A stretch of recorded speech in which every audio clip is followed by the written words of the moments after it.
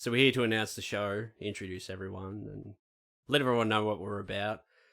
But I think we need to address the elephant in the room. Oh no, here we go. Pat, how long have you known we were going to be recording today?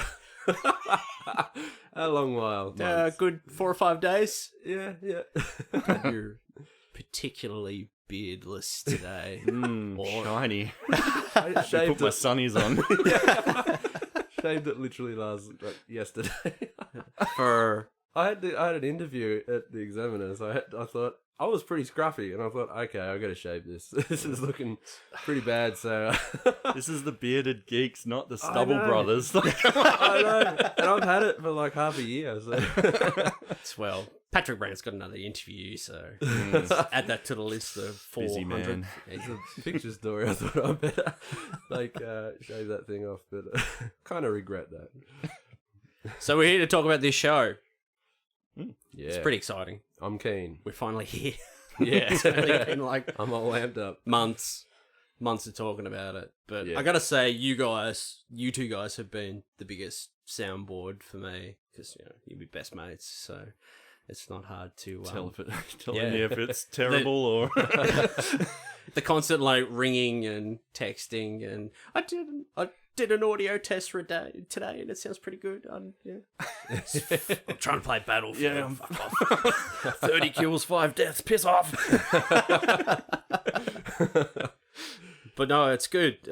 We're finally here. So Yeah. it's pretty exciting. So today is just a bit of an announcement. So we're not going full blown episode today. So considering the episode today, episode 0 inverted commas. Yeah, And next week we'll go full blown episode 1. Mm-hmm. And yeah, it should be pretty exciting. So today is just a little bit of getting to know you, getting to know everything all about about you you. and about the show.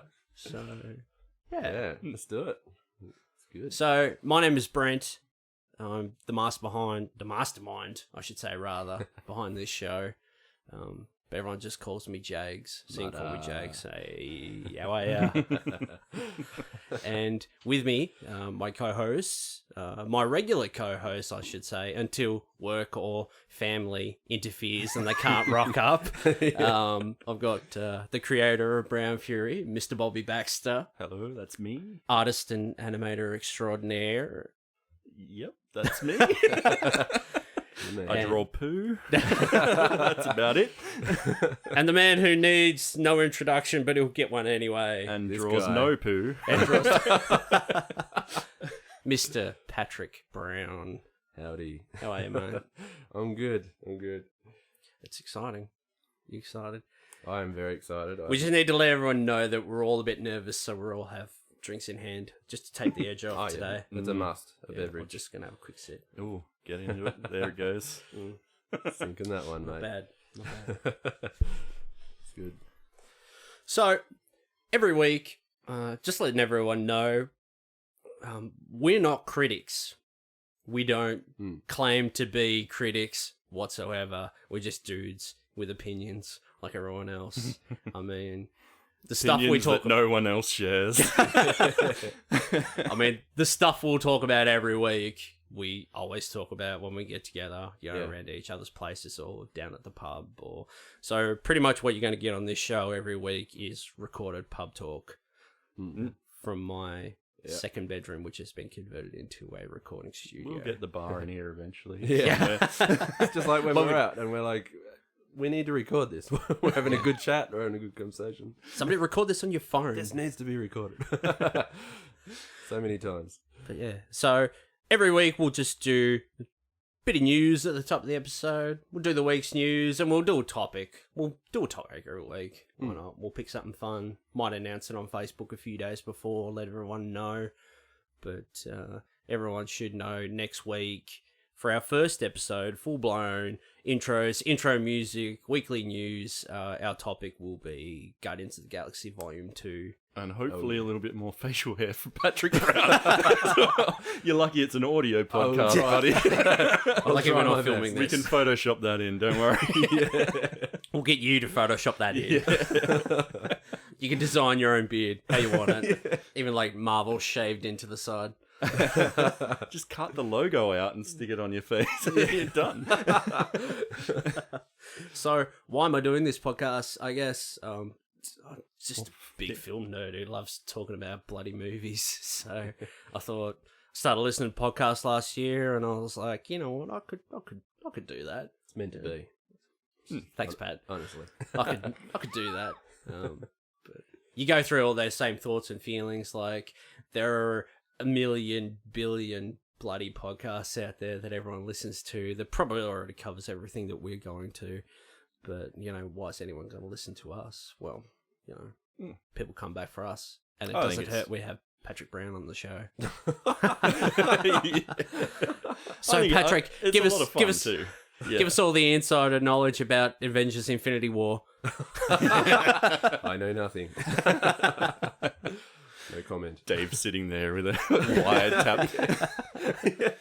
But yeah, the show, it'll be laid back, guys. It'll be laid back, or just sitting around, just chatting. We don't take anything too seriously. We're pretty laid back blokes. So we'll just sit around, have a couple of drinks and shoot the breeze and record it all, and hopefully you'll listen. Like, share and subscribe. I think we've got lots to say. Leave hate comments that we can talk about on the show. I love hate comments. I don't get enough. Do you get many, Paddy, with your endless? Endless?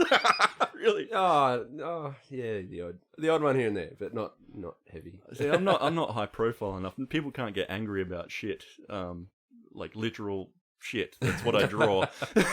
Whereas, yeah, if you draw Spider-Man weird, people are like, there's a whole like, they're passionate about it. Yeah, got to get it right. But there must be a lot of, you know, the opposite as well. You get heaps of people wanting to marry you. I've had a few weird messages here and there. Yeah. Let's just say that. For anyone that doesn't know, Bobby spent more than a year. About making the comic? Yeah. Yeah, close to about a year. Yeah. Bobby spent more than a year on this passion project of his. He created, designed, did everything, did the artwork, did the inks, did the colors of a very awesome comic called Brown Fury, which, if you must know, it's like Teenage Mutant Ninja Turtles, but they're like a superhero space poo team from a planet. They all got their own Grogus.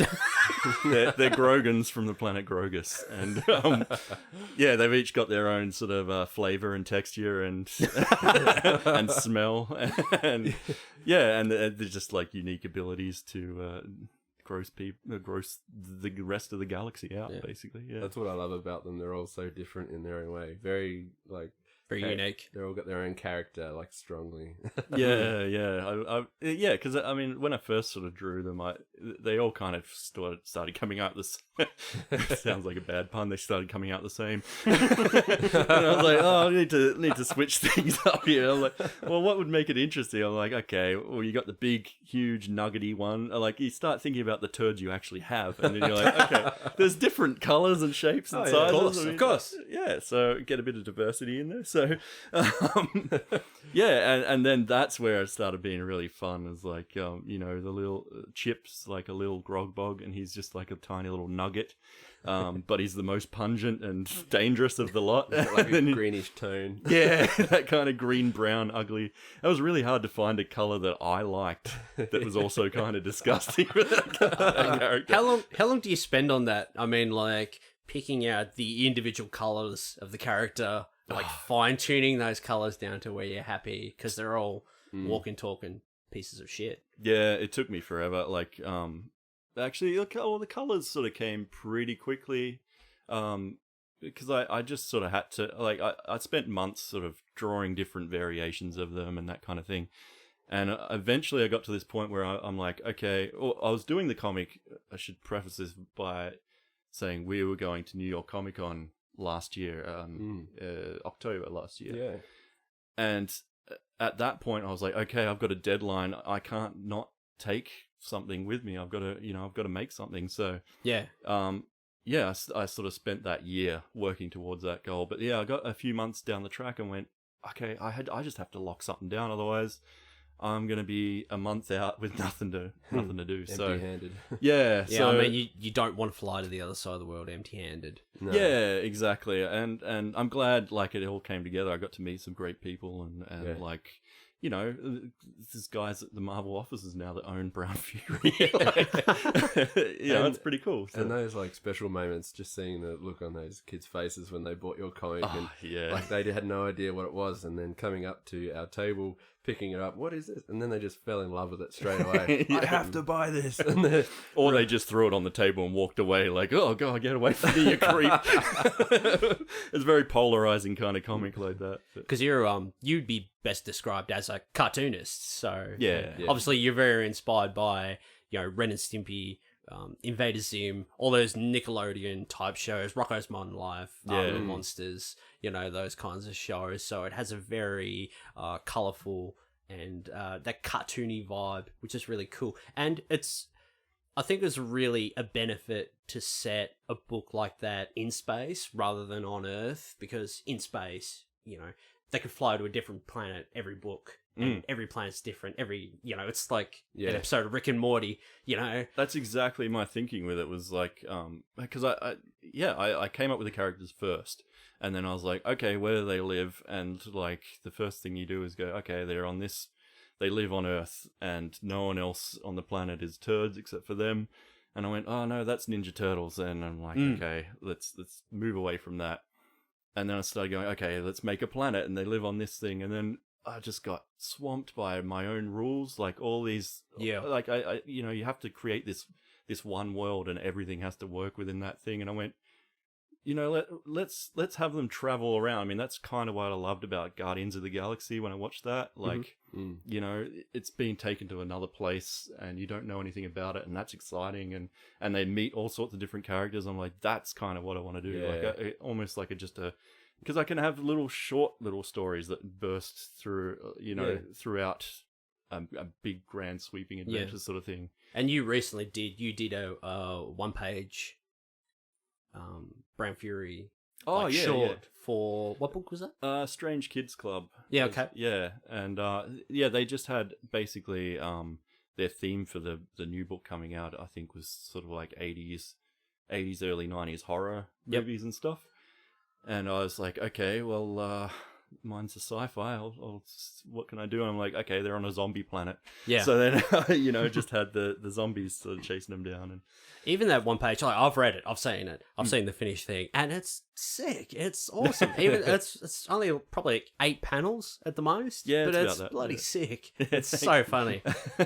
Just condensed into one page. And also going back to the planet jumping and that, like, as an artist, that must be really freeing as well, because you can, you know, flex your creative muscles to what race are they going to run into, you know, this book. You know, you have that creative freedom to pretty much design and do whatever you want. Yeah. So I guess it doesn't have like that stagnant feel, like you're on Earth and, you know, you're in New York and you're always drawing buildings, you're always drawing New Yorkers and rubbish and whatever. That's exactly it. I get bored of that, like, repetition really quickly. I just like to draw new stuff all the time, or try stuff out. Like, I can never.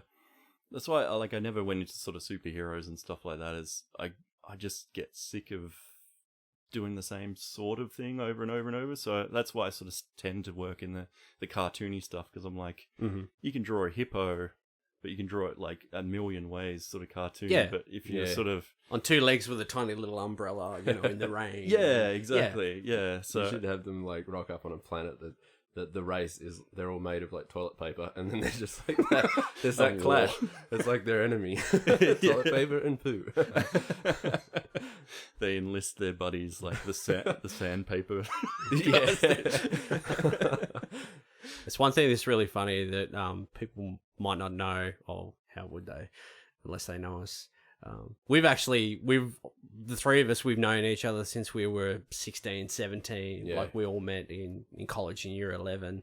So, like, we're all in our 30s now, and, like, we met when we were teenagers, and we all pretty much started at the same place, like, going to the same, like, design classes and computer animation classes and whatever, and we were there sort of everyone had their own strengths, and it was good you know, seeing all these different creative talents, you know, and learning and pushing and nurturing and that. And it's always funny, like, I really enjoyed that parallel between you two especially, because, you know, we started out the same place, and, you know, everyone's drawn since they were kids and whatever, and, you know, we all went to college and that's sort of where my journey ended. But you guys went on to further education. You know, you went to TAFE, to the same place, and did the same classes, but then Pat, you ended up getting a job, and Bobby, you moved interstate to push your education and that further. And Pat, you sort of developed your skills more on the job, didn't you? Like, in your spare time. Yeah, mine was all self-taught through, like, I just drew for fun as a hobby. Did that for so long. And as I got my degree for the diploma, I should say. It's all the same. Graphic design. Yeah. No, it's not. I've got a degree. In graphic design. So I focus, toward professionally as a graphic designer, just for the money. More commercial side. Yeah, just for money, just for a job to get by, you know. And then I pushed my art to the side as more of a hobby. So as I worked, I didn't have a lot of time to draw, but I'd thankfully got a job at the Examiner, and they... Which is a newspaper. The newspaper. The local newspaper. Yeah, I should say. Yeah, local newspaper where I live. And as a designer for 8 years, I worked there.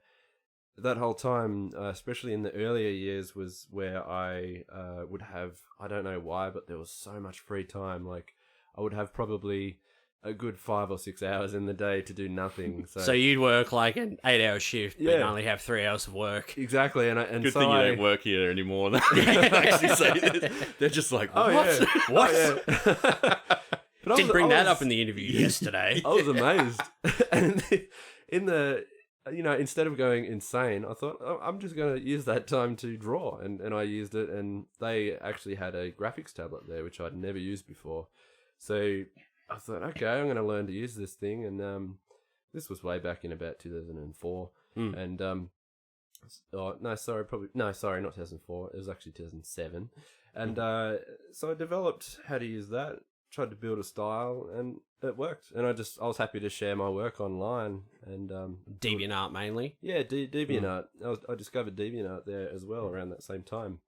And I thought, okay, I'm just going to put my work out, see what happens. And it amazed me the amount of people that would actually comment and give some positive feedback. It kind of gave me a little bit of that kind encouragement, of motivation. And so I did more and more, and anything I liked from drawing, things from games and movies, I'd just draw it, and it'd turn out that and people would really want to see that kind of stuff. So I eventually fell into that kind of game for a number of years, and I thought, okay, I really want to do fan art and just keep it going. And my main reason behind it was to just it helped me push myself further and further. Every picture I did, I would it was like a stepping stone, and it would help me improve. So that's the cool thing, actually, going back through your old DeviantArt stuff. Like, I mean, you must hate it. You go back through the old stuff and go, ugh. But it's kind of cool to see the progression from around. We both joined at about the same time. It was about 07. The style was different at the start, and yeah, just, like my first style was strongly based off like GTA San Andreas. Like their loading screens had that art style, very simple, and I had that style for ages. Two-toned. Yeah, and then I pushed it to more of a comic style, and I really enjoyed doing that a little bit more, and I kind of found where I enjoyed to be, like my happy place in drawing. So, and then I stuck there, and I felt like and developed a style of my own. And then to cut it short, later down the track, when I finally had my style and I had something to call my own, and I put a lot of work out there. And then it came down to the one piece of fan art that helped me get the job at Marvel, and that was the Guardians of the Galaxy piece, and that was spotted by Marvel, and I got the email. James Gunn shared it. Yeah, James Gunn, that's right. Yeah, I forgot about that. It's actually really funny because that's one of those things where it was like, we were talking about this the other day. It was one of those collective elements where you had the artist with the skill, you had the right piece of fan art, you had the right time when this movie that nobody knew was going to work or not, but it looked amazing and everyone was psyched for it, and it just all just happened at the right time and it just blew up. Yeah, yeah, it was awesome, so cool. And I thought I'd use all those, and I didn't know much about the movie at the time, so I just went off what I saw in the trailers and gathered the characters and threw them into a scene together. But yeah, really happy that worked. I was so excited when that email came through. It's funny because after New York and stuff, well, I mean, when we were sitting the tables at the con, and it's not like your whole career rested on that one picture either. That was the catalyst for you getting the job and stuff. But it was amazing how many people would come over the table and go, "Oh man, I've been following you since such and such year," and they'll be like, "Oh, this is the picture that I found," and it'd be like some super old one of like Wolverine and Terminator or something, and you're like, "Oh god, I put that in there." I had one person comment on Old Man Wolverine that I did, and it was actually a crossover. It was actually my old man as Wolverine because he always had this crazy hair, and that was like one of the first pictures I put out in my gallery. So yeah, it was amazing to hear that in person, you know. But even before Guardians of the Galaxy and all that sort of stuff, I mean, you had a lot of offers from a lot of different people just email you out of the blue. Like, I know you had French covers for the French PlayStation magazine and stuff. And yeah, I did a lot of work for. And there was a website or whatever you did, like GTA artwork and that for. Yeah, yep. I did a lot of commission work in my earlier days. When it's alright, Bobby. Don't try to hide it. You're getting a beer, mate. Just crack it open. Right. Crack it open. Oh, yeah. There it is. Making me thirsty. Yeah. Yeah, a lot of work for the PlayStation magazines in France, and they had me do covers and a lot of features inside, and that was a lot of fun. And it was an ongoing thing, actually. They hired me for a monthly feature that they had, and it was a double-page spread every month, and it was to get people excited about the game. So I'd do a piece of fan art based on an upcoming game. Yeah, that was a lot of fun. Assassin's Creed Unity, you did? Oh, no, hang on. Hitman. I did a lot of stuff. Yeah. A lot of stuff for Hitman for the actual game company, IO Interactive. Sweet. The makers of Hitman. Yeah, that was fun. That was really fun. And I did a lot of... It was the same kind of thing. They wanted me to draw Agent 47... to get people kind of more amped up for the upcoming games. I think that was for Absolution, and then I think I did a little bit more for the newer one as well. Yeah. So and that was really good, and had a lot of fun with that. That's really cool how you've got companies coming to you. See, I the way I work is very different. It's changing now. I think with Brown Fury and stuff, and just having my own thing out there. People are starting to come to me for what I do, but before that, for years and years and years, you get companies come to you and go, "Can you do what you do with our characters?" They're like, "We want Hitman pictures. Can you draw them in your style? Mm-hmm. We want this or that. Can you do it in your style?" And for me, I've spent my whole career basically working for adapting my skill set for whatever style I've been chosen to work on, sort of thing.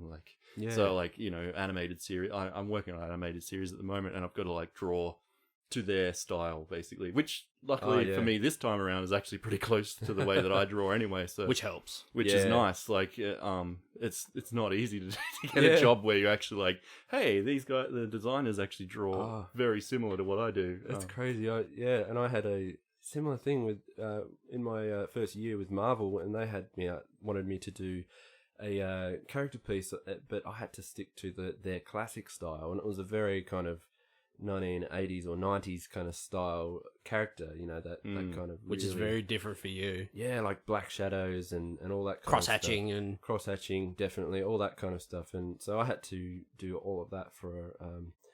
It was mainly for a couple of characters, and it was very, very challenging. Just trying to match someone else's style it's nuts. It's good, it's rewarding and fun, but then at the same time, I mean, obviously they've gone sort of back to letting you just do what you do.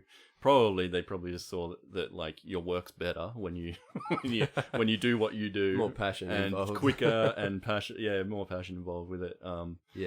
But you do learn a lot from doing that other way around as well. Just doing art through the eyes of someone else's sort of vision and stuff. Yeah. Yeah.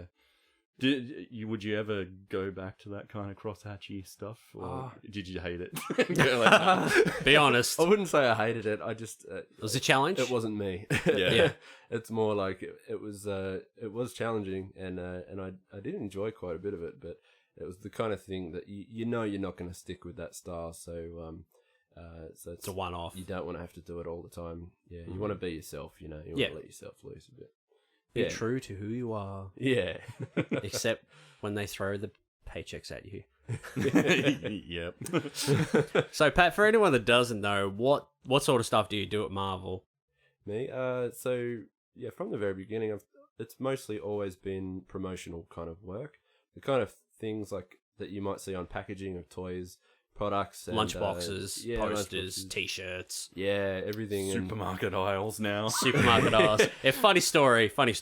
Our local supermarket chain, one of our local supermarket chains, are holding a big Marvel disc game promotion at the moment, kind of like the new Tarzos. Yeah. Anyway, you go in there and they've got all these Marvel stuff everywhere, and here's Patrick Brown picture over here, and here's Patrick Brown picture hanging from the ceiling, and here's Patrick Brown over here getting his photo taken in front of Patrick Brown artwork. It blew my mind when I went in there just to do some groceries. It's so cool because I went down to the shop, this ages ago, and I was just walking through the books, and I walked past the kids' books, and here's just Guardians of the Galaxy puzzle and activity book, and here's bloody Patrick Brown all over the front cover, and I had to pick it up and buy one straight away, even though I'd never use it. It's like sitting under the table out under there. I'll never use it, never look at it, but I had to have it. Thanks, mate.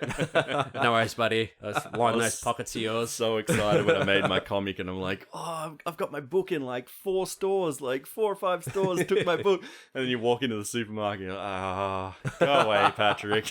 Everywhere I look, living in the shadow of a master. That's the funny thing about it. I never know where it's going to end up. I had no idea that was coming, and then a lot of my, because what I do, it all ends up in a big style guide, and then that style guide, it's packaged into a big file of hundreds of characters that I've done, and then it gets thrown out to designers through Marvel, and it could go anywhere. They could be thrown to t-shirts, and then toy packaging, and then how about we throw this in a big coloring book or something, and they'll give all the outlines, stuff on giant skateboards and stuff as well, weird, the Mars, a mural. There was a mural. They said it was the largest skateboard on the whole planet. They said and it had a picture of some of my Guardians of the Galaxy work on the bottom of it. That's cool. That was crazy. That was awesome. Because I used to be a skateboarder in my early days. So for me, it was that is so cool, Really, yeah. That's a few months ago. I remember I was just surfing the net, and I saw they just announced the new Spider-Man animated series, and here is a Patrick Brown image, straddling the top of the logo text. And damn, that's cool. That is so cool. And now falling into covers, I'm doing a lot of the Marvel covers now. That's blown my mind, because I've always wanted to do that. It's a lot more freedom involved as well, because you get to do, they want you for you as you are, and anything that you can put to mind. So yep. You get to push the boundaries a little bit more. Yeah, they'll give me a lot more, because with all my promotional work, I have to be careful with, making sure that the women aren't too sexy. They're not allowed to be too sexy. They're not allowed to too be aggressive. Too aggressive, and too it's got to be suited for. So you got to you sort of got to fit the Marvel mold for that style of promotional art that they're using. Yeah, and covers, they're just you can do whatever you want. More blood. Yeah, more blood. More cleavage. More cleavage. I've really been enjoying covers. Do they just give you a little paragraph of what happens in the comic? Can you base it off that, or do they go, we've got an idea for the cover, can you do something like this? Or do you just go... They'll give me an idea, mostly. Okay. They will sometimes say what might be going on in the comic, but mostly he'll just give me a bit of direction, say, look, we want, say, I probably can't say what, just in case, I could not say exactly. You're on my character X. But yeah, they'll say, we want him doing this and that. I've done a bunch of Spider-Man covers, so they'll say, we want Spider-Man, in a full action pose. Let's have him swinging through. You can do whatever you want. A lot of freedom there. Or they'll say exactly what they want, like my earlier Spider-Man one, where they're like, we want his mother kind of kneeling down, holding his mask, and then crying, and that kind of sets the scene. So because I saw online recently they websites just started advertising the new Ben Reilly Scarlet Spider series with the new controversial suit, and I'm like, there's a Patrick Brown cover right there. That's pretty cool. I had fun doing that, even though the suit was a lot of people don't aren't really attached to it that much, but I really enjoyed it, actually putting that together, because I tried to put my own take onto it and still make it look a bit more edgy, and I love the hood, Yeah. So that was a lot. It's funny with that suit now, because I remember when they released the first promotional image of the cover of the first issue, it was all like 90s skin tight outfit and it looked ridiculous. But now the book's actually on sale and they've gone back to the classic Scarlet Spider, blue torn hoodie, and that it looks really good. It's good that they listen to their fans, and make, people really wanted the old classic look back, so they've kind of turned it around. That was good. And going back to the parallels sort of between you guys, come from the same place but going in different directions. Like Bobby, after you guys finished TAFE, you went off to Melbourne. Did you go to Quantum? Yeah, so I worked here for a little bit after TAFE because I did like a multimedia diploma. Paddy and I went to the same TAFE, but we did slightly different courses. Just let Paddy get another beer first before you. Get it. Where's the bottle? There it is.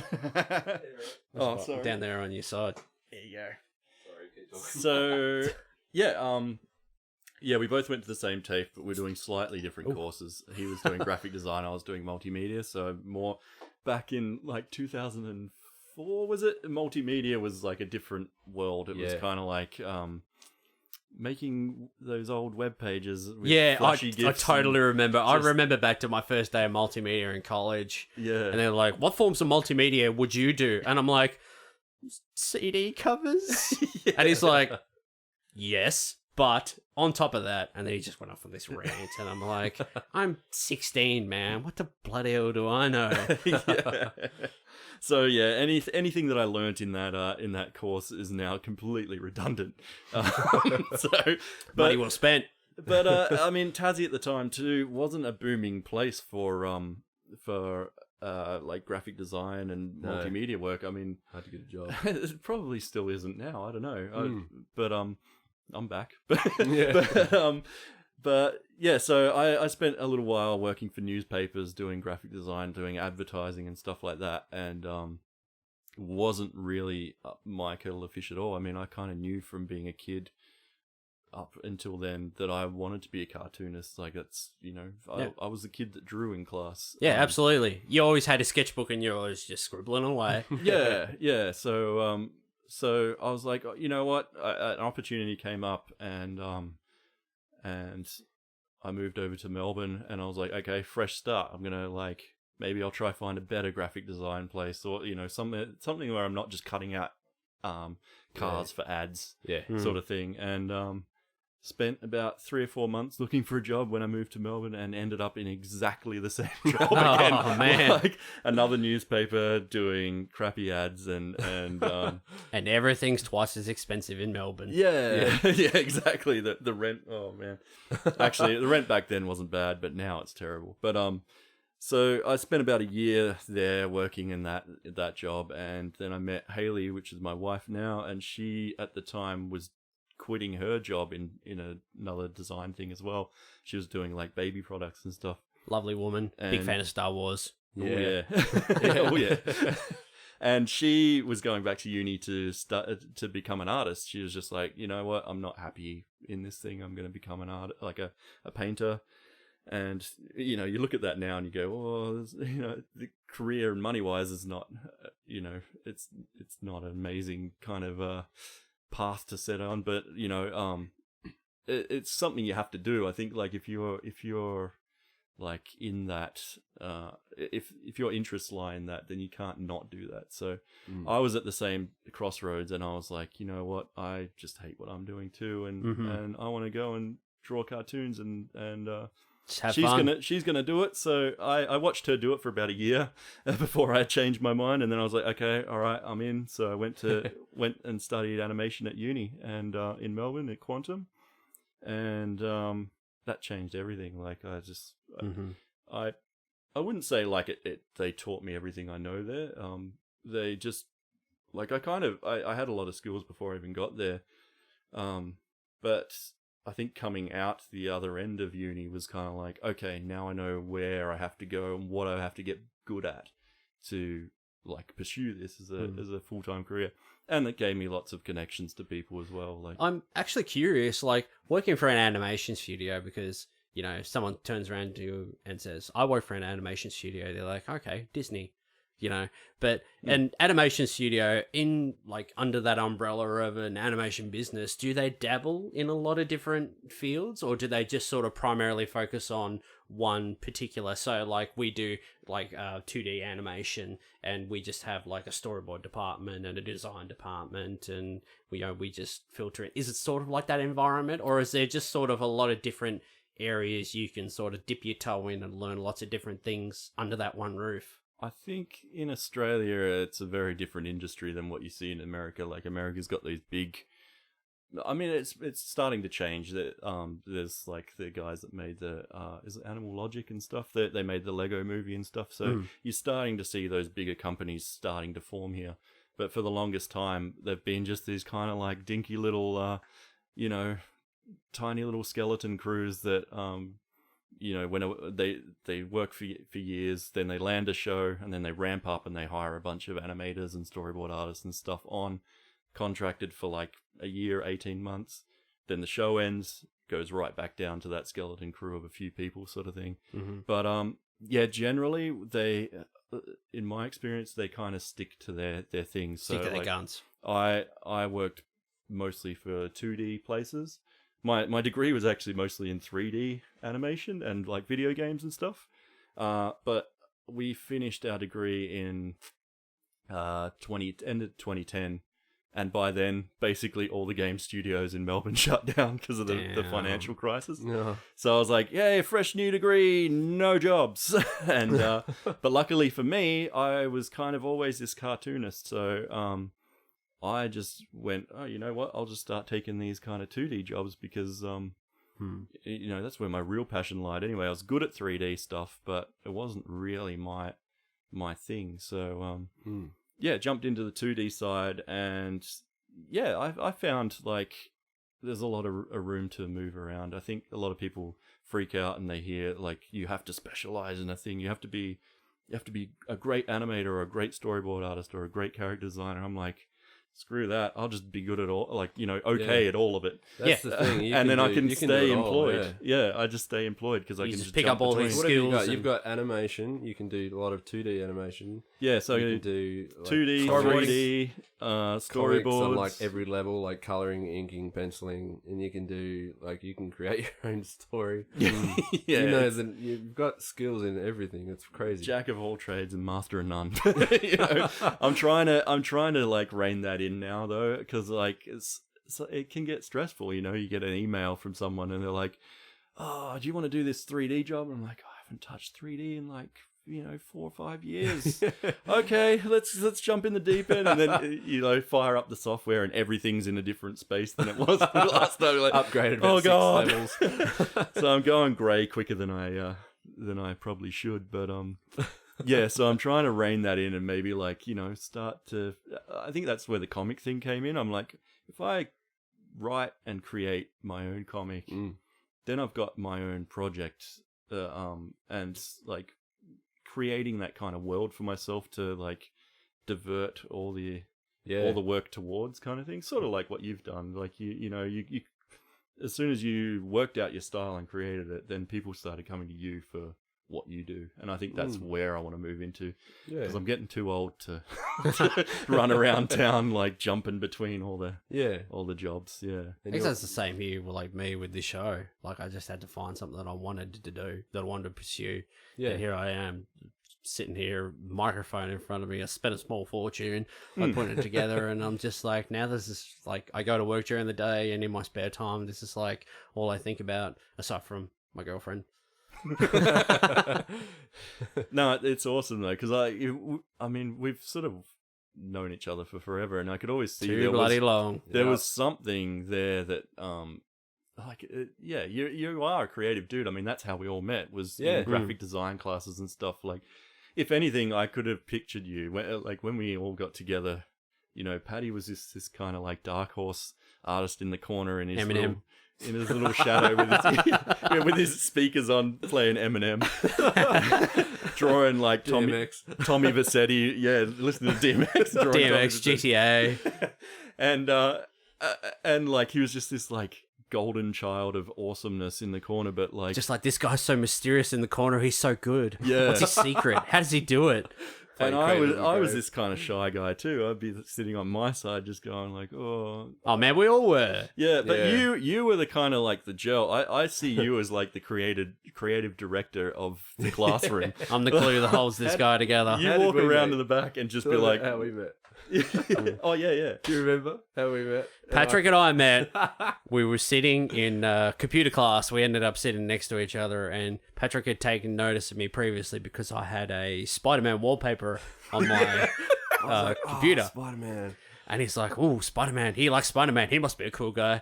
Anyway, so we're sitting there next to each other, and it's just like awkward silence for like 10 minutes, and then we start talking. We're looking over at each other's screens, and we're talking about work. Started holding hands. Like cool wallpaper, man. That is awesome. Oh, mate, we still do. We still hold hands. What did you had the soundtrack to Spider-Man, the movie. Metal Gear Solid 2 Substance had just come out. All right. Metal Gear Solid 2 Substance had just come out. That's right. And I wanted to buy it, and being a very poor like college kid, I didn't have enough money, so I had this Spider-Man soundtrack, which wasn't very good, and it still isn't very good. That's awesome. I had it, and I'm like, I'm gonna take it to the second-hand shop. I'm gonna sell this so I can get that last few dollars I need to buy the new Metal Gear Solid game. And I tell this to Patrick Brown, who's sitting right next to me, and he's like, "Oh, I'll buy it off you. How much? $10? I'll buy it." I'm like, "Yeah, sure, I'll sell it to you." And we've been friends ever since. Oh, yeah. And I listened to that soundtrack for like a year straight in the car when I got that shitty job in Devonport. Yeah, that's right. Patrick Brown actually got a graphic design job when you were 17? Yeah. You would have been 17. We were in like year 12. Because your birthday's later in the year, so you would have been 17. Maybe we'll leave off there. Maybe we'll say anyway, Patrick, how we got fired from that job for a later episode. Patrick didn't have that job very long, and he came back to college. We saw him at, was it The Matrix Reloaded? Yeah, I think it might have been. We saw him at the midnight screening of The Matrix Reloaded. I was just going to rock up to it. I was like, this movie's going to be awesome. And then you guys were all and we walked in the door like, hey, it's you. It's that guy. You're that guy. Where have you been? We haven't seen you for ages. Oh, I had a job in Devonport, but I don't anymore. Oh, okay. I missed Why you not? guys. He's like, I need start to come sweating. I secretly was so stoked to see you guys because I remember we were all like, I was like, I kind of miss you. I was like, and then I was like, yes. And then we've been like best mates ever since. Yeah. Literally. Like, Matrix Reloaded. Yeah. Brought us together. Yeah. We sat in line for like two fucking hours. 2 long fucking hours. I remember when it came out on DVD and we watched all the extras of like the MTV Awards. The MTV Movie Awards and with like Will Ferrell, like Sean a million times. Yeah. And just quoted it every day. I was like, hey, I'm supposed to hate Justin Timberlake, but this is really funny. Yeah. He's so in sync. Highway crossing from. I had to. I just had to. But yeah, going back to those parallels like between you guys, because Pat got a job and went on and was pretty much self-taught. Like he was getting paid and pretty much just learned on the side. Once we come to Lonnie, yeah. Yeah, like when you come to Lonnie and that. But Bobby, like you went through the ringer. Like you went on to further education and probably have a massive HEX debt right now. And went from job to job to job. You know. Oh and yeah, and just picking up, route. Just learning different pieces of different things, and and now you. Like both of you guys are freelance, like freelance inverted commas. You both work from home. I mean, how's that like work for you guys? I mean, aside from because Bobby, you used to work in the office environment, that like you go in and like to an animation studio every day and work with people and that. Like how different? And Pat, you're the same. Like whether you want to admit it or not, like you went in and worked with middle-aged people at a newspaper, and you went in and worked at newspaper and that and. Like working around people, and now you've got to work at home, and you've got to have that discipline and that to sort of get your work done. Like, how do you guys find that? Like, everyone like that's the dream, like to work from home and that. But is it really? Is it really the dream? It's still work. I came from Melbourne to here, so like my mornings were just like catching trams for an hour with a bunch of people with the flu and trying not to touch anything or breathe in anyone's direction or just generally piss off anyone else either, and then do it again on the way home. So like that bit of the day is amazing to get rid of, because that's like take up so much time. That's like 10 hours of my life a week that I get back that I don't have to do that. But on the flip side, you don't really get much contact with the outside world when you're working by yourself. Which must be like a godsend when relate to that. your mates ring you up and say, "Do you want to come record a podcast?" And you're like, I can get out of the house. Yeah, I'm starting to go a bit pale. Get some beer and get out of the house, hang out with the boys for a few hours. A couple of months ago, I'd be like, no bloody way am I being on a podcast. And now I'm like, yeah, all right, let's go. Yeah. Well, that's like, I remember working in the newspaper as a designer for 8.5 years, and being around, like, it was, especially in the early years there, it was really like a big family in the Examiner, and you'd kind of enjoy going there just to meet everyone and socialise. It's not the job, it's the people. Yeah, it was really cool. And like, you know, and because I did night shift and we worked till about 11 at night, you know, it was always like, you know, sometimes they'd get out a beer or so, and or order pizza or a pizza, and stuff like that. And it was really kind of homely and really cool, and the people were great. But so working from home is just a total 180, because it's just you. And but surprisingly, I found, like, even though I kind of miss the social side of it, you don't have Christmas parties and all that kind of stuff. You don't really actually get holidays either. So that kind of, but working from home makes up for it. So you get to be at home all the time. I can just duck inside and see my wife and son, you know, and hang out for like, you know, half hour, have a lunch break, a couple of hours. Yeah, because your firstborn son was born. Yeah. Pretty much around about the same time you went freelance. As soon as I got the job for Marvel and I started my first month, my son was born. So juggling a little newborn with Marvel work was pretty intense. This new uncharted terrain of working from home for this giant company on the other side of the world. Terrains there. It was like 2 new whole worlds for me. But it was overwhelming, but it was amazing at the same time. It was really didn't take long to kind of find my feet and kind of just soak it all in. And this is life now. So, and it's been great ever since. But and surprisingly, I thought in the way of, you know, actually telling myself I have to work, you know, I can't slack. It's fallen into place pretty easily. Like I probably do a good 8 or 9 hours on average every day. Yep. And that's easy. Like, I don't feel too tempted to duck out, go put the PlayStation on and play a good 6-hour session, but not anymore. I would love to, but work is kind of like, it's fun enough to kind of make me want to do it, you could probably say. So especially you get to draw Spider-Man every day. Oh, yeah. And I'm probably the biggest Spider-Man fan ever. I don't know about that. I know a guy who's a pretty big Spider-Man fan. That's why it's like a dream. Don't look at me, I'm not at all. We're talking about Jimmy. Okay. Haven't you seen my 90s collection of Spider-Man fleece cards? Yes, I've seen your Fleer cards. Yeah, Fleer.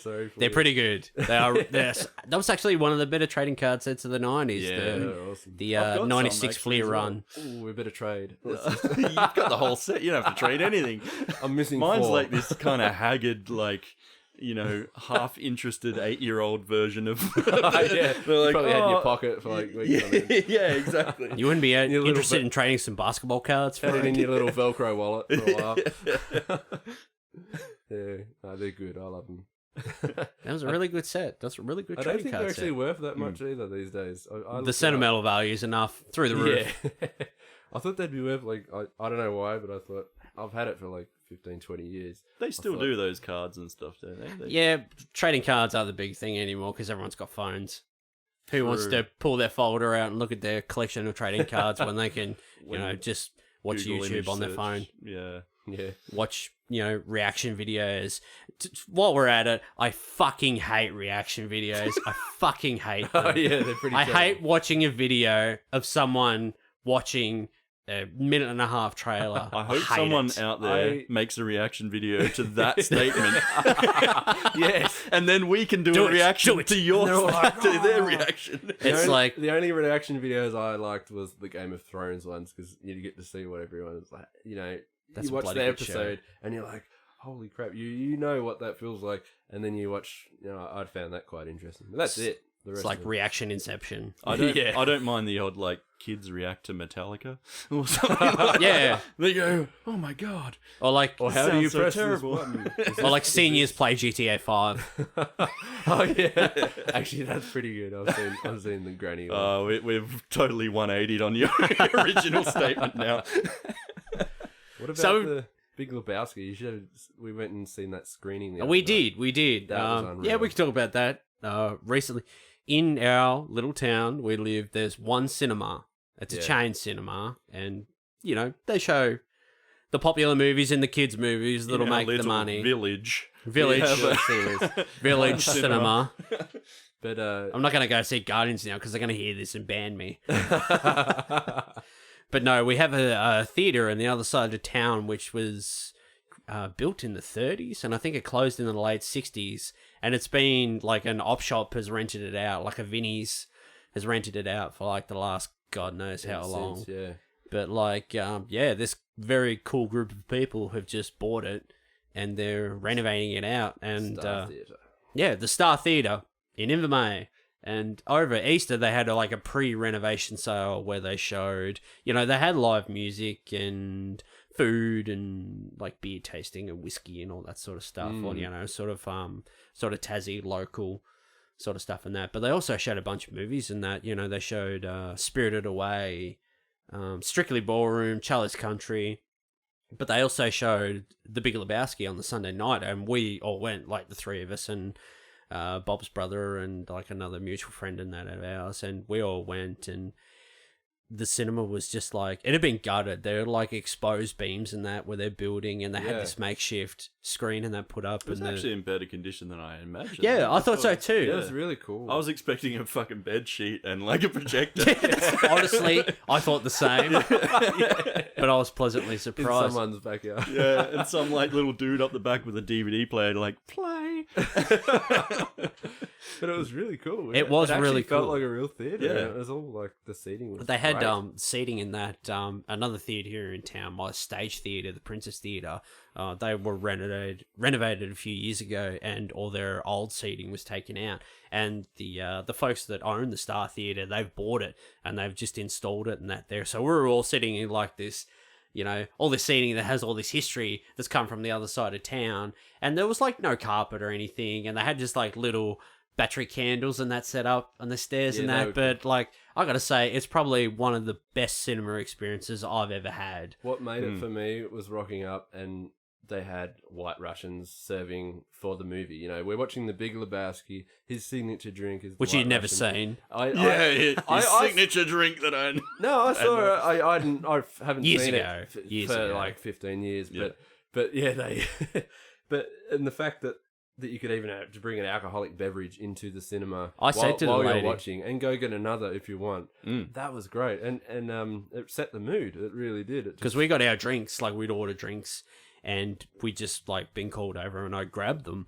And the lady who was standing at the entrance just called and said, like, the movie's ready, you can go up now and start seating. And there was a little old lady there. They had like a table set up with like hats and t-shirts and keychains and that, like Star Theatre ones and that. And I said to her, I said, is it all right if we take our drinks upstairs? And she said, yeah, of course you can. I was like, I'm coming back here every Yeah. week. But we've never had that in this town. We've never What's had the rent? I mean, we've never had an independent cinema that shows like classic films and that. Like, I've wanted that for so long for this town, and now we're Yeah. finally getting it. And just thinking of all the possibilities that we may have, like the films we can go see. I want Like, to see Scarface. I'll be there every week. Yeah, I hope they screen Scarface there. Push it to the I I limit. That'd gotta, be I gotta really say too, like seeing Big Lebowski on the big. I mean, Yeah, I hadn't seen like it, though. Big Lebowski. I don't know what I could call my favorite movie, but goddamn, that'd probably be close to my favorite movie. What did you Yeah. guys think of that screening? Like just watching it again after I've seen so it. long. I've seen the movie like 40 million times. Yeah, but countless. There Countless. was I've seen it something about countless. seeing it in the theater with like a bunch of people just all around you, who mate. just love it, or like, you know, like just chucking in the line before it's even said and stuff, and you're like, oh god, And it that was so guy out good. the back who was dressed like the dude. The dude. Yeah.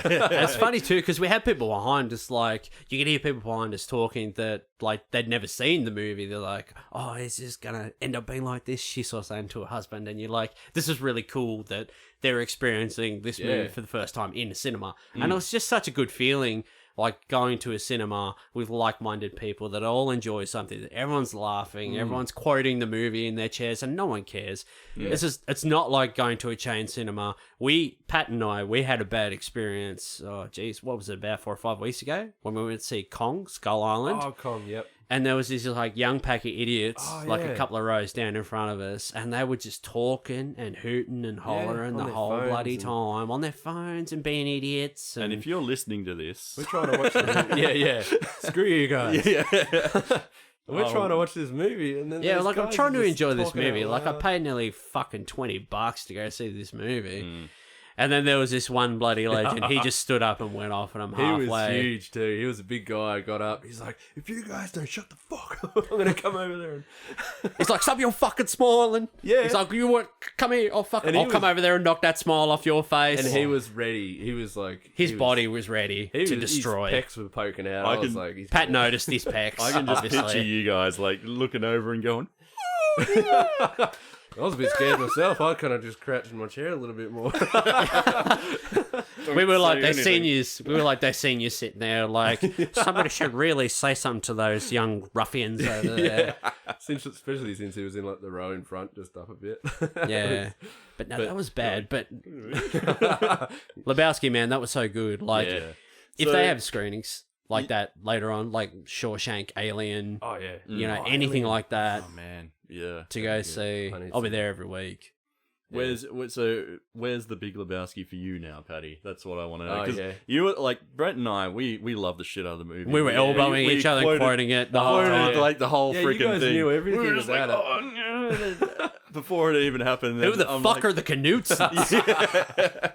Yeah, Oh. it was quite fresh for me. Like I said, I'd seen it, but probably 15 years ago. It's been wiped from my mind pretty much. I've seen so many movies since, but like honestly, seeing it there was like I remembered just snippets of that when I was watching. I was like, oh, this, yeah, but overall, it was felt like a new movie to It you. was fresh. It was like, this is amazing, and I think I appreciate it a lot more as an adult as well. When I saw it when I was younger, I don't think it really stuck with me because I couldn't relate a lot to any of the characters and what was, I kind of probably just liked most of the action in it, which isn't much, but it was like those scenes where they're kind of, you know, but yeah, as I an adult, definitely- it was just soaking it in, really appreciating the story, and it was just more laid back. It was just an enjoyable. Yeah, I couldn't agree. film. Couldn't agree more. Just I that- definitely had that thing the first time I watched it too. I think I was probably like 16 or 17 and just went, what the freaking hell is this movie? Like, it's weird. And Yeah. I think it was just that time in your life when you're a 16-year-old. You don't, Yeah. you're not the dude. Like, and then, you know, I watched it again maybe when I was like 24, 25, and I was like, holy Yeah. shit, like, he's my spirit animal. I mean, what's it been? Like ever since the past? How long has it been since we've seen that movie? Like a week, 2 weeks. What was it? weekend, Last was it? last Sunday. And so like, it was what 6 have I days been ago. doing since? I've been dishing up White Russians every like, day. every night. I went and bought vodka and Kahlua, and I've just been mixing it with milk. Now he's a White Russian man. Just Cheers. wearing like clear jello sandals and like and a dressing gown. Hasn't taken his Ever dressing since gown I had off. it at the cinema, that experience, just sitting like they served that up to you. Here, have a White Russian. You guys explain it to me. This is his drink. And then after seeing it and enjoying my drink as I was watching, like just having that experience, this past week or so, I've just been like, okay, I really want to have one of those now. Another one. I tell you what, that's funny. Like the whole drink thing, like changing your experience with the cinema. I had the same thing. We went and saw Tarantino's Hateful Eight at the Sun Theatre. Haley and I, in Melbourne. It's the one that he actually came to Australia. Yeah. That's the one. Him and Kurt Russell and Samuel L. Jackson. Yeah, Yeah. and they installed the 70mm camera especially for it and stuff. And so we were like, whoa, fuck, let's go see it. Like, and I tell you what, the 70mm camera, like, does make a difference, because I've got it on Blu-ray now. The visual, like there's something about, there's like a warmth to it. It's like listening to a vinyl compared to a CD. Like there's some kind of something in the picture that just feels, I don't know, it's great. But anyway, getting back to the drink being something that changed the experience was halfway through the movie, The Hateful Eight, they have an intermission, and so everyone gets up, and then they started serving coffee outside out of the same fucking pot that's in the movie. It's in the film. Been seeing the whole time.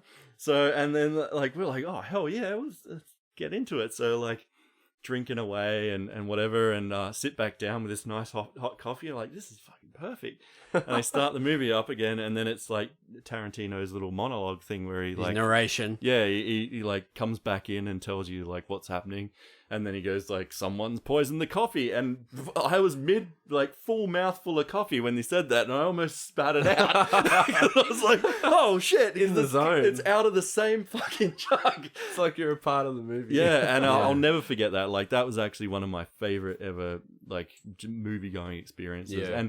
And damn, that Big Lebowski night was something special. Very close to that. Yeah, it's good. It was really cool. So, yeah, it's just that having something like if they sat down, like, you know, served as a meal or something like that. There was like if we went to see Pulp Fiction and they're serving big Kahuna burgers, $5 shakes. Yeah, $5 shakes.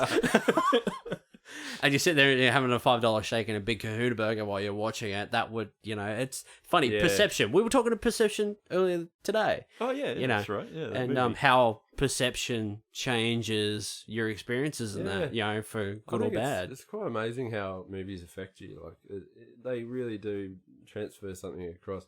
Like, I remember, this is really stupid, but I remember when I first Here we go. You know, like I've said, I'm a massive Spider-Man fan, and when the movies came out, the Sam Raimi movies... You just took a box of spiders, did you? After seeing the first one at the early age, and then, you know, being so hooked on that, and letting that sit with you for the next year or two until the second movie comes out. I remember seeing the second movie for the first time when I was here in Lonnie, and just walking out of that cinema, I don't know why, but I felt so energetic, like I could just jump up, leap around, and just bounce off some walls and like start doing parkour in the Birdie car park. I was probably like 18, 19 at the time, but like that's like I was quite young and energetic anyway. But like I was, you know, I was like, oh, I just really want to like swing around. I definitely had that experience with feeling. the first Spider-Man movie when I saw that at the cinema.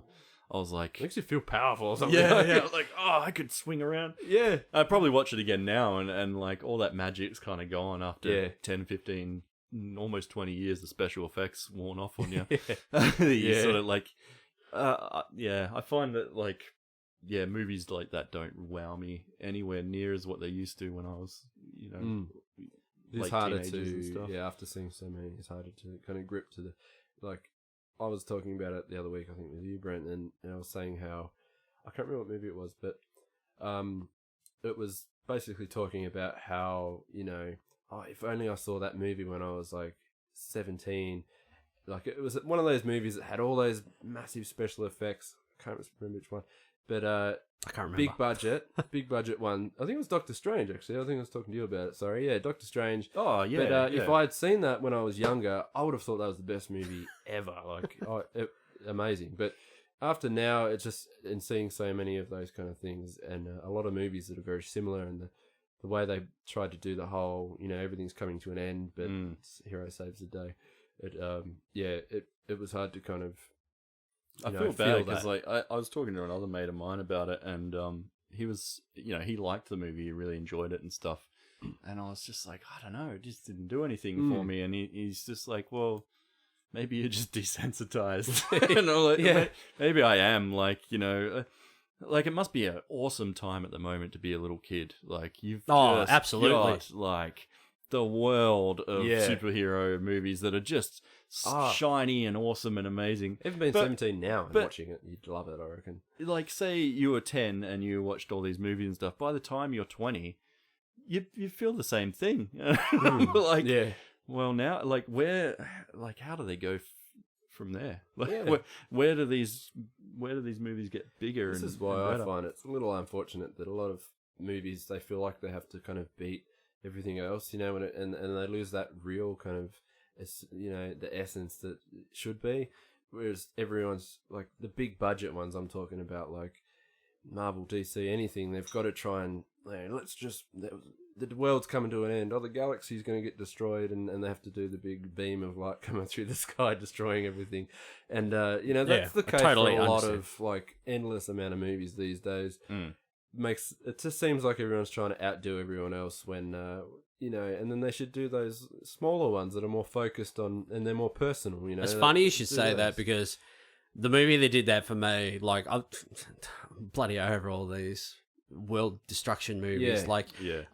I'm sick of movies How where... do you up the stakes when the stakes are already, like, at the maximum, at the max. over and over and over and over So, again? like, X-Men Apocalypse, like, I stayed away from that at the beginning. I didn't go to the cinema to see it. I didn't buy it straight away when it came out. I bought it when it was cheap, and I watched it. And the movie didn't really do anything for me whatsoever. Like, I honestly think the X-Men franchise just needs, like, a really good reboot. Or just leave it in the can for a couple of years, do X-Men TV shows, and then bring the movies back. Well, Logan, I mean, you haven't seen that. But that's exactly what I'm saying. The like, freaking formula, finally. It's just, that's it. That's proven. You go from X-Men Apocalypse, which is big budget, you know, PG rated, you know, lots of big cast and explosions and shit and all this stuff. But then you flip the coin and you go to Logan, and here's this tiny personal story about this, you know, these three people essentially. You know, you got Logan, you know, Xavier, and you know, what's her name, Laura, X-23, and it's just, you know, slap that R rating on there, give them a lower budget, and fuck, man, look what you can accomplish. And look what they've done. They've topped everything, like, you know, and it's just really, it's made a real movie because you care about the character. Like, like you look at Suicide Squad, I couldn't give a rat's fucking ass about anybody in that movie. You could all die. Like, you could all die and do me this favor of not coming back. They put that Steven Seagal looking dude in there just to kill him off for the first. Like, he's in there for about 2-3 minutes. Slipknot. Let's just get him off. Slipknot. I'm really good at tying knots. Yeah, and climbing up walls. That's my superpower. Is that who he is? Yeah. Slipknot. Oh, Yeah. He's the champion of knots. Fucking wait and bleed. That's a mess, though. Hey, that movie. I'll be honest. I enjoyed it the first time round because I fucking hated it. Because I didn't know. Like, I wasn't really focusing on plot and stories. I was in it for the action. That's pretty much, and that all sums up Paddy's movie going. I think that time I was like, because I think it was more the promotional stuff. That's how it came across. I was like, that first trailer was fucking epic. Yeah, that first trailer. And then I hated it after the second viewing. I was like, because I was trying to focus on what the hell's going on here, and everything was trying to be Guardians, you know, with a cool soundtrack. I mean, Destiny, the video game, did the same thing. They did like the cool Guardians-esque sort of soundtrack and stuff. I'm like, oh, this is gonna be like really cool, kind of rock and roll sci-fi. No, they were just copying the Guardians. Yeah, the game came out, had no personality whatsoever, like in like it, and Suicide Squad was the same. It's like, oh, let's pick a few cool tracks for the trailer. Yeah. And then they just hire some fucking, I don't know, Skrillex. 19-year-old dude to go, what do kids like? What's the cool music? And it's like, you know, here's a shitty soundtrack of fucking every Kanye type West. of different music that you could possibly put together. It's like, with Suicide Squad, and it had no meaning to have that music. It was like they threw 8 Mile, Eminem in there, and a lot of other stuff. But you know, the reason it worked with Guardians because, you know, it was worked into the story. Star-Lord is it's worked into his character. Like those Star-Lord's songs stuck in the 80s, isn't he? He's like, it's just who he it's his vibe. And there's a total reason behind those songs, behind that tape. You know, and it's not just thrown in there because it's the cool hip thing that another movie's done and it worked for them. I mean, they totally missed the point. They totally missed the mark of why that soundtrack worked. They're like, you know, we'll just get. This is Warner Brothers we're talking about. We'll just get lots of cool hip songs and we'll throw them in there. Like that scene in the movie where they're getting all their costumes and their weapons and that, and they're just playing fucking Eminem, and it doesn't fit the scene whatsoever. And because it's one of those songs that it was a hit and one of those cringeworthy hits, I must say, that you hear a million times, probably in the supermarket or just going to Eminem in the supermarket. Eminem in the supermarket. Actually, going back, that's a really funny story because when I worked in Burnie, when I worked in Burnie, I went to the post office one day for work, and I'm in the post office in the middle of the day. And I'm literally surrounded by like pensioners. I'm like, 23, and I'm standing in the supermarket, in the post office, like between all these old ladies and that. And on the little wireless radio over here, they're playing fucking Slipknot. It's just like Slipknot blasting in the post office. And I'm like, if this post office is like this every day, like I'll come back every day. Slipknot's okay in the post office, not okay in Suicide Squad. Yeah. I can leave it out. But that's what I mean. It's because it's one of those songs that you've heard a million times. It's just ruined it. It's like you don't want to. It just doesn't fit. It doesn't fit. I swear to God, whoever came up with that soundtrack basically just jumped on Google and put top 10 tracks of the last 50 years. Yeah. And it came up with like whatever fucking mix of all sorts of shit. And then they made a soundtrack. There's more to it, isn't there? Like, Yeah. Guardians pulled off because every scene, the scene they were doing it with, and the song that was over the top would work perfect with it. Yeah, it would fit.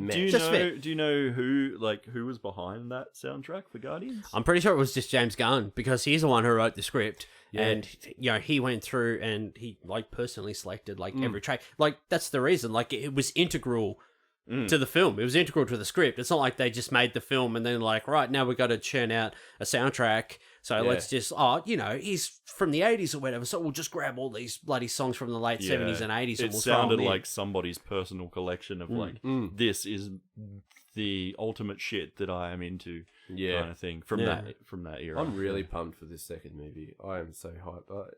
I think it's going to be pretty. I mean, I saw that track list the other day. Like, I can't remember the songs off the top of my head, but God, it looks good. And Thursday night, going to see this film. It's going to go off. So we should have a lot to talk about next week. Yeah, that'll be really, really good.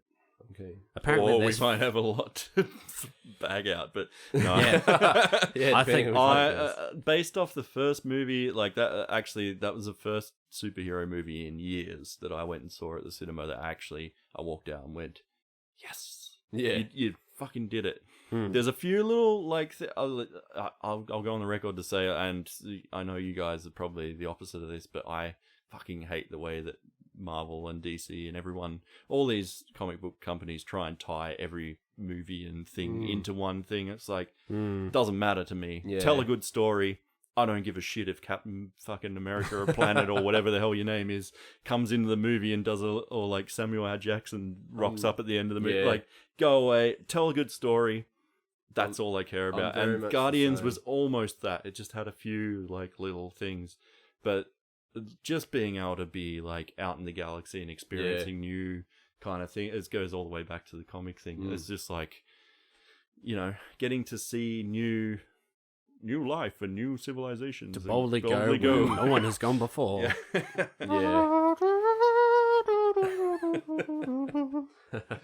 But so that's what I'm worried about for the second one, is they're going to bring more of the MCU in, and I don't care. Like, I don't care for that. I don't want to see any more Iron Man. I've seen plenty of Iron Man. Yeah. Just, Robert Downey Jr. just turns up, gets his $50 million and leaves. Yeah, you've invaded all the other movies. Leave him out of it. This is why I'm very passionate about Spider-Man, and then I see this Homecoming stuff and the trailers are all like, I'm pumped for that movie. I couldn't be more excited. I'm okay about it. To be honest, I don't mind a hint that Iron Man's in there, but I feel like it's starting to take over. And the fact that in the trailer and that one little line that he says, "How do I be a part of the Avengers?" And I'm thinking, no, Spider-Man, you just do your own thing. You're just becoming, be yourself. I really want to see a few good solo Spidey movies. But you got to turn around and look at this. Like, I know he's had a million solo Spidey movies. I know, and that's what I hate. I hate the Mm. fact that it's had to be redone a few times, and now he's kind of forced to do something different. And but here's the thing: you got to look at it like this. Like, if we go back to 17-year-old Patrick Brown in college, like, he's a great artist and he's a great graphic designer or whatever, and Stan Lee rocks up on your doorstep and he's like, "I really like what you're doing. Let's hang out. Do you want to come to Germany with me and we'll do some comics, or we'll go to America or wherever and we'll do some comics, and I'll drop you off when we're done." And then, he drops you off when you're done and you had a great time, and then Stan Lee comes back in your door and he's still hanging out with you. Like, how do I do that again? I want to be a part of this. How do I become a part of Marvel? Holy shit. So, like, yeah. So, like, he's a 16, 17-year-old kid. Like, who doesn't want to be a part of something big like that? Yeah. Oh, yeah. So you got to look at it from that way as well. Yeah. But it should be a good year for I reckon superhero movies. They'll pull it off. I mean, the way, I don't think it's going to be... They won't do it too obvious in the way they're going to try and mesh him in. I think they're going to try and, you know, still do his own thing, but then just subtly. The only problem with that trailer is it was pretty much the movie broken down to 2 minutes from start to finish. I was a bit worried they spoiled a bit too. Although the Thor Ragnarok trailer, I've been saying it for ages, like, fuck Spider-Man, fuck Guardians of the Galaxy, even though it'll be good. That looks pretty cool. Thor's where it's at. Thor's the dark horse of the year. I just want to see Thor and Hulk. Thor's the Marvel dark horse. Thor's Marvel's dark horse of the year. That'll be a good one. That'll be pretty cool. But then you've got Wonder Woman and Justice League and all that as well. Like, so there's enough in the year to... DC still got a lot of work to kind of... Yeah, they got a long way to go, but that's a conversation for another day. You know what it's annoying too for me is like they're following exactly what I fucking just said. I hate it. let's join them all together. This is what I'm starting to, go back to solo personal flicks like Wolverine, like Logan. You know, like, we got to get more of that now though. Like Deadpool. Yeah. Yep. Deadpool was a cheaper, lower risk movie, but we'll give you an R rating and do what you want. Took off. Such a good movie. Same with Logan. Yeah. Yeah. And now we're going to get more of that. Like DC want to do an R-rated movie now, so we'll get gonna fucking carbon copy it, and we'll get sick of those too. And then we'll go, oh, I can't wait to see a movie where they're all back together. I'm pretty happy about the whole R rating thing though. Now that they're gonna not have any restrictions too much, like they can do it. I like Deadpool, but it didn't set my world on fire. Like, take all the jokes and that out. Fuck off, mate. It's not. It's fine. It's not even that good of a movie, really. It's a good comedy, and it's not a great movie. Like it's a great. It's funny as hell. Yes, that was probably movie of the year for me. Fuck off, movie of the year. That and Nightcrawler. Well, I think Nightcrawler was in the same year, wasn't it? Jake Gyllenhaal. That. Yeah, no, that was Deadpool was last year. Nightcrawler was like what 2014, 2015. Yeah, that's a fucking good movie though. I love that movie. I just had a lot of fun, and I could have watched it a couple more times. You know, that was one of those kind of movies. I didn't. Oh, definitely, yeah. Like it definitely like hit a higher note as far as it didn't have those stakes. Like it didn't have big world-ending stakes or whatever. It's just like, a guy. It's just a lot of jokes, a lot of dick jokes. Yeah. It's just the end was a little bit overblown, I found, but most of the movie is pretty good. Like yeah, it's awesome. Should be interested what they do with the second one with Josh Brolin and as Cable, and you've got Domino and whatever. And I guess setting up his casting. Do you like that? Good. Yeah, I like it. Yeah, I like it better than a Brad Pitt or something like that. And it doesn't really matter that he's Thanos too. Like, does it? Because they're in the same universe, are they? Or the same Marvel universe, but owned by different studios. So is Deadpool? Could he go in with all the others? No, it's a different studio, isn't it? This is Fox we're talking about, and they haven't really done anything yet. But they wouldn't do it. So yeah, I suppose he can do whatever he wants. They won't clash. It's not like Cable's going to go run up in front of Thanos and have a bit of a bash. Don't I know you? You look familiar. You look just like me. Wait, were you in No Country for Old Men? 2.5 or that's the thing, though. I mean, Thanos is a 3D dude, so it doesn't matter really. It's not like they're face to face. Pretty much motion capture. Yeah, that's right. Yeah, this is exactly what I hate about the superhero movies. Is like, you know. Then you have to worry about like who you cast and what and blah, blah blah. It's like if you just have small contained stories, it doesn't matter if they played the Goblin in one thing and fucking some other dude in another thing. Like it's listen to my hyper comic book, The Goblin. I feel the same way about Star Wars. Like everyone was talking like when Rogue One was coming out. And they were saying, oh, Jyn Erso, is she Rey's mother and all this shit? Like, I don't want her to be Rey's fucking mother. Not everything has to be connected. No. Like Alien Covenant and that. It makes the universe small. It makes it like this tiny little thing. You don't have to link everything. Like, even with Star Wars, like, I would like to see, like, even an anthology film, you know, that just had all these little independent, like, half-hour stories or whatever, just set in the Star Wars universe. Not everything has to be giant galactic scale all the time, you know. The big Skywalker Bowski. Like, just the dude living on some, like, on Tatooine. Far out, man. That's possible. Far out. Fucking A! A couple of white Russians up there. I feel like I'm a bit thirsty now.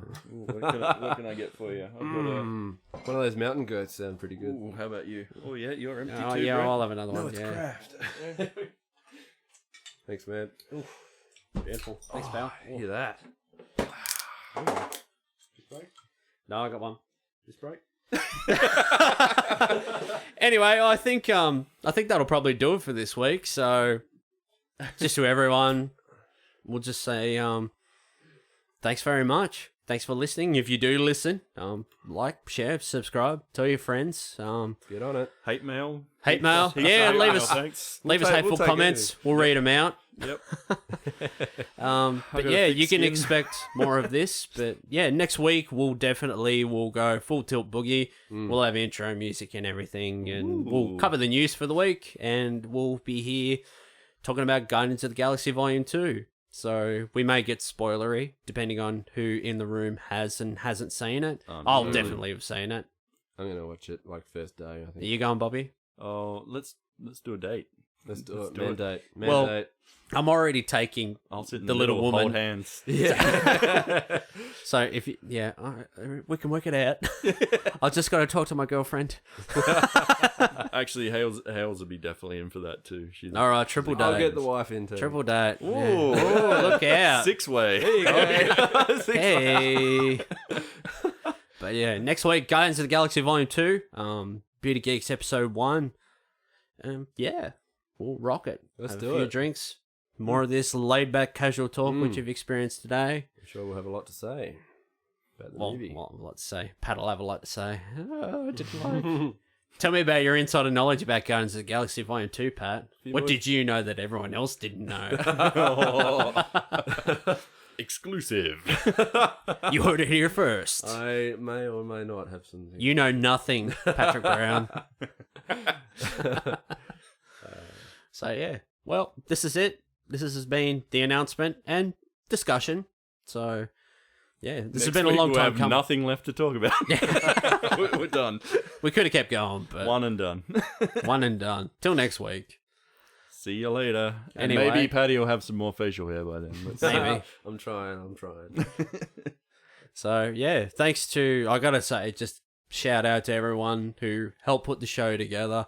These boys in the room, my mate Garrett, my little Irish mate Garrett, who helped out with the music and the technical side of putting everything together, and just everyone I've talked to about it has been real supportive and real enthusiastic, and asking me if we'll be selling t-shirts, which yes, we will be. We will be selling Bearded Geeks The merch. t-shirts.